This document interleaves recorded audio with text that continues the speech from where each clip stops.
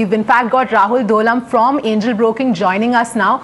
Hi Rahul, thanks for joining in. Take us through what you understand from the details of this deal that we have as of this point. So as of now, they've announced the sale of the long products business at Scunthorpe. That's about a capacity of 4.5 million tons. Operational capacity is about 3.2. So as of now, we don't have the details on the valuation, at what valuation they have made the sale. But based on our estimates, we had estimated that any price above 200 EV per ton, $200 EV per ton, would result in some upsides for the stock. Right. Rahul, how would you view the stock? I mean, in terms of course, we do have to wait the valuation details. But now, given that this is happening and going forward, how would you re-rating on the stock, or how would you view the stock going forward? It's definitely a positive, but again, we need to wait and see at what valuations, because if the valuations are rich, then we can see some debt reduction from the companies. They've got heavy debt on their books. But if the valuations are really rock bottom, considering that the steel cycle is not at its best, that may not help the share price so much. So really, at $200 is like a break-even price. Below that, they'll actually be making a loss on this. So Rahul, we're also being joined by Roy Hicks from the Community Union. Thanks very much, Roy, for joining in. Take us through, I mean, we just heard some time back about the steel crisis and the fact that there is going to be a statement in the Parliament. Take us through what's happening. Well, we've had an announcement this morning that Graybull and Tata have agreed to sign off a sale agreement for the transfer of the long products portfolio, which is in the UK predominantly around Scunthorpe, Teesside and Skinning-Grove, and other locations as well, that Graybull will take ownership of those facilities. So we think this is a major step forward. The deal isn't completely finished yet, but it's a significant step in the right direction. Absolutely, Roy. Swati here, just to get your quick thoughts on this. Help us understand how many jobs are saved on account of this. Are we talking of a 4,000 odd number? Because it contributes about 15% to the overall business for Tata Steel, this particular long products business. Does that make you happy now? At least you found a buyer for long products business and partially save some jobs? Yes, absolutely. But it's probably slightly more than that in terms of what were direct Tata employees. And then don't forget, in the UK, you can normally multiply that by 3 or 4 for all the other jobs that are dependent on the industry, the suppliers, the contractors, the supply chain. So it's a lot more jobs than just the direct. So it's probably 10 to 12,000 jobs in total of people who rely on the steel sites for their jobs. It is a good announcement, because what it proves is what we've been saying all along, is that the UK steel industry can be successful, it can be viable. We were disappointed that Tata chose not to back the plan to turn around Port Talbot. What we've seen in recent weeks, we've seen buyers come forward for significant parts of the Caparo business that were put up for sale. We've seen the 2 Scottish plants at Clydebrigg and DL have now been rescued, and now we see the long products division being rescued. So that means there must be confidence amongst investors that these businesses can be successful, which makes it all the more disappointing that Tata took the opposite view. However, Tata have made their decision, and they're not going to change their decision now. So what we have to make sure is that Tata continue to be, and they have been in regards to long products, continue to be a responsible seller. Right. Now this will be called British Steel as we read the fine print of the announcement that's come in. The new business will be called British Steel is what Greybull Capital says. And they are of course looking to invest about £400 million into the company. You think this is enough and this is the money that will help company, or you think there's more that needs to be brought in to be able to safeguard the jobs? Because we understand there could be some pay cuts or some negotiations on salaries that could come through with this deal. No, well, certainly the investment is welcome. What we need to see is some initial investment and some initial improvements to the plant, which will then mean the plant is capable of getting back into profit. And then as you get into profit, you generate your own investments and you can build on the investments because you're then making money and you can afford to do that. So clearly the investment will be very welcome. The plan is that the plant will be back in profit within 12 months to 18 months, and that will then generate further investment. In terms of the terms and conditions of our members, it was clear within the plan that there was a shortfall in the first year and there was some help required in the first year. So we are consulting our members on whether they are prepared to take a slight reduction in their pension contributions. It shouldn't make any difference to their overall pay, because we would reduce their pension contributions to offset the reduction. So their net pay, what they earn, should stay roughly the same. But there would be a reduction in what they pay into their pensions, which would then give the company some support in the first year. But it's only for the first year. After 12 months, those terms and conditions are automatically reinstated and the monies are reinstated. Roy, I want to also ask you whether you've had any conversations with Greybull Capital as part of this deal, in terms of understanding what their plans are to take this business forward. Remember, they are more of a strategic partner, is what my understanding is, and not financial partner, not as a strategic business partner. But how do you see this? What's your sense from the conversations that you've had from Greybull Capital to take this business forward at a time when the steel industry globally is going through a tough phase? Yeah, absolutely. So in fairness to Greybull, when they first started to show an interest in Long Products, they wanted to meet the unions, and they met with us, and we were impressed with their approach, with their commitment. We believe that they are in this for the right reasons and for the long term. They're not asset strippers. They're not just out to make fast money. They're prepared to invest in the business and support the business. And they were clear from the beginning that if the workforce wasn't behind the takeover, then they would think seriously about whether it was the right thing to do. So clearly, the commitment of the workforce has been crucial in persuading Greybull that this was a good business to invest in.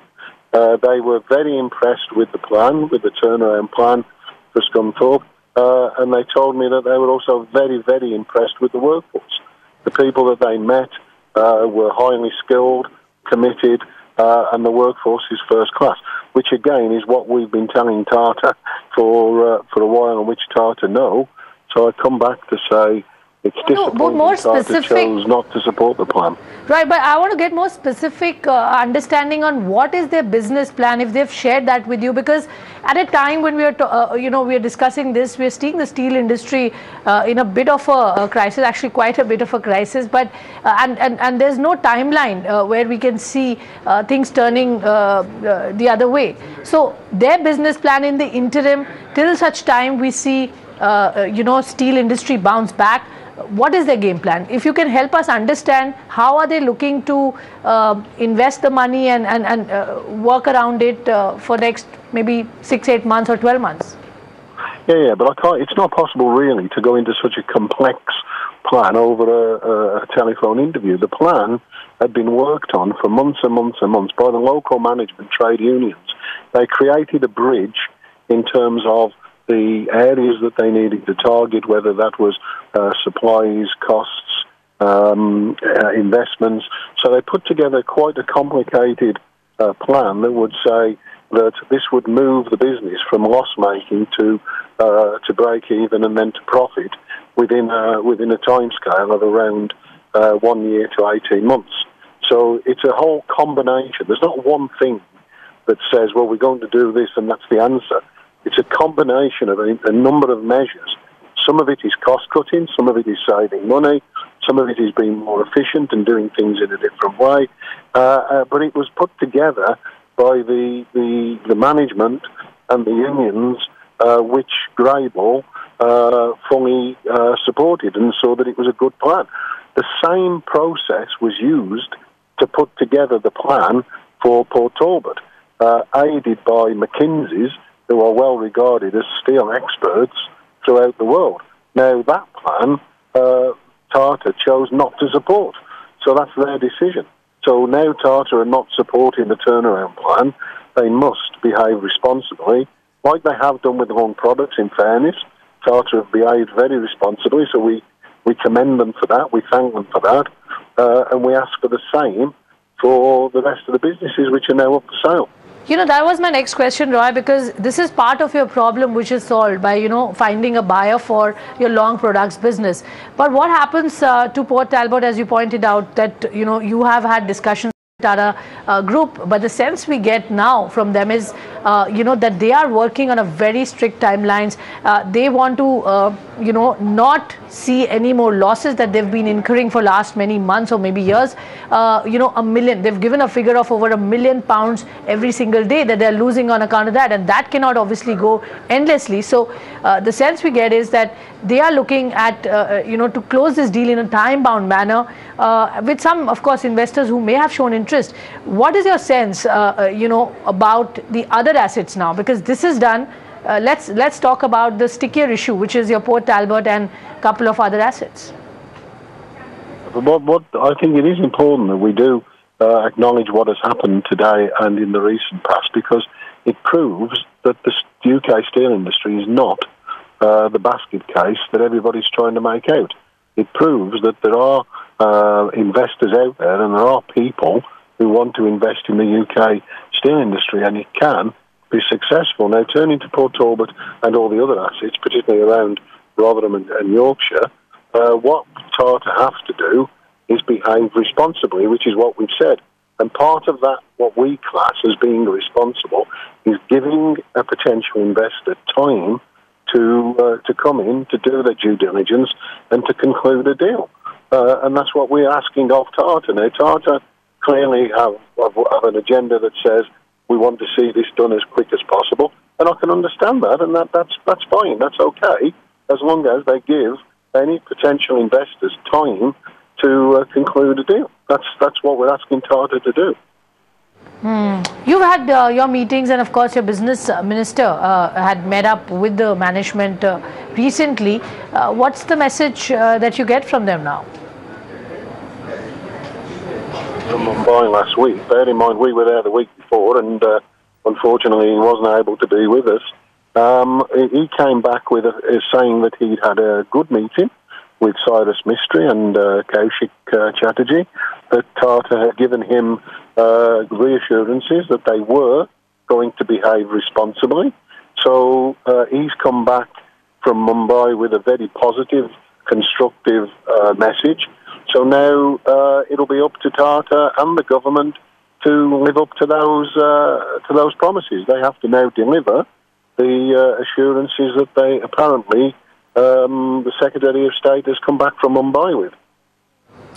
Right, Roy. So we leave it at that, but we'll of course come back to you on further developments on this big news and something which was in the works for a long time. Tata Steel finally sells its Long Products business to Grable Capital. The deal that was in the works for months finally sees closure. We reported about it last week. As early as today, the deal has been done, which of course has some, just to give you a quick wrap on what are the numbers that we are working with. This long products business employs 4,800 people, 4,400 in UK, 400 in France. Remember, the kind of assets that we are talking about, it is Scunthorpe Steelworks, 2 mills in Teesside, an engineering workshop in Workington, a design consultancy in York, and associated distribution facilities, as well as a mill in northern France. So this is the asset layout plan that has been looked at. There is, of course, this is a complete transfer of assets and relevant liabilities and to Greybull Capital. We understand that they will be looking at investing about £400 million. They are renaming the company as British Steel, and they hope to close the deal over a matter of 8 weeks. These are some of the details that we have at this stage, and we of course spoke to the union, who welcome this news because it saves some thousands of jobs. Of course, this is a multiplier effect, as Roy was talking, 4,000 direct jobs, but into 3, you're about 12,000 odd jobs that you're securing at the end of the day. But of course, the sticky issue is the other assets that have far more number of people that jobs are at stake, and whether or not we find buyers for that is something will be interesting to watch. But for now, one deal is done, partial relief coming in for unions and for Tata Steel. All right, thanks Swati for that. We've also got Rahul Dholam of Angel Broking still with us, and also joining is Vijay Chopra, MD and CEO of Enoch Ventures. Vijay, let me come to you. What do you understand from the details that we're getting? The deal is through, much talked about since last week. What are you getting? What sense are you getting? I think it's going to be a win-win situation for Tata, because this experiment which they did in England didn't go right, and the balance sheet was bleeding, and in turn the Indian subsidiary or the Indian mother company Tata Steel was not able to book that kind of profits as well. So I think that is good. It's going to be good for the stock. I see Tata Steel at 400. If nothing bad happens, so I'm fairly bullish on the repercussions on Tata Steel. It's going to be fairly good for the company and the balance sheet. So I'm actually coming to Rahul. Rahul, basically we were talking about the valuation, and you were actually giving your expected valuation. Now, if basically Greybull Capital is arranging about £400 million of financing package, and let's remember there would be liabilities also getting transferred, so perhaps Tata Steel is going to get amount which would be lesser than that. So I think even if we consider 400 as the top of the range, I think it would be coming around $120, $125 per ton. So is it like lower than your expectations, or you'd be happy with this? No, obviously, if you look at the Tata Steel plants, they have already taken a lot of impairments, and the value on the books as such is already written off. So whatever in that sense that they receive is positive for the company. The only question is how much of the debt will they be able to repay? If you talk about $100 million or $100 per ton, that's roughly 25,000 crore rupees, and they have a debt of 80,000 crores. So that's not wiping out a lot, but obviously, considering that some of the debt will be wiped out, it is positive. Sure. So Vijay, coming back to you, in terms of the financing package which Greybull is trying to arrange, so like in a scenario where it's a slump sale and Tata Steel doesn't get much out of it, what it is going to get is the debt gets transferred, a unit which was making losses gets transferred. So in that case, basically, would you be happy with this solution that Tata Steel is able to solve the UK problem, a part of the UK problem? Well, yes, I think that when you are bleeding, the balance sheet is bleeding, the company is not able to do much about it. You're losing £1 million a day. In such a case, I think that in the longer term perspective, with the interest, with the longer term, I think that this is a good solution for the company. And I'm sure that the people in the finance department in Tata Steel must have done the math. And if at all they have use the depreciation already or claim the depreciation in the balance sheets, that's one, that's something good for the company.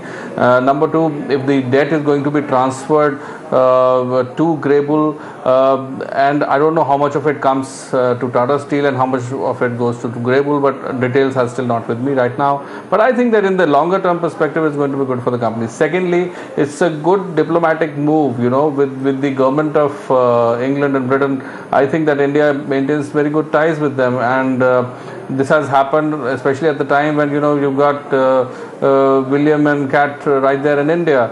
So I think that this is going to be a good diplomatic move as well, because Tata Steel and Chorus was a very large company according to UK standards, and losing so many jobs, people going out on the streets without jobs would have created a havoc kind of.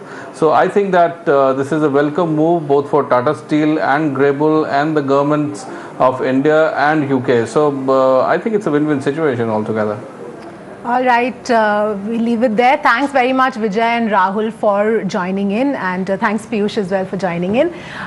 Just a quick recap before we end the show. As Vijay was saying, it is a win-win situation for all parties concerned. Jobs will be saved as far as the UK plants go, and for Tata Steel, of course, they have managed to get their way despite pressure from the UK government and sell off their loss-making Scunthorpe plant. The sale, Tata Steel Europe says that this transaction will offer for Long Products Europe business. Transaction will offer a future for 4,400 employees in the UK, and Greybull says that they will be arranging a £400 million investment and financing package for this particular acquisition, and the existing management will stay and run the acquired Tata Steel operations, and the deal of course will be completed in 8 weeks. With that, it's a wrap on this edition of That's What Did You Miss? Up next is Markets Rewind.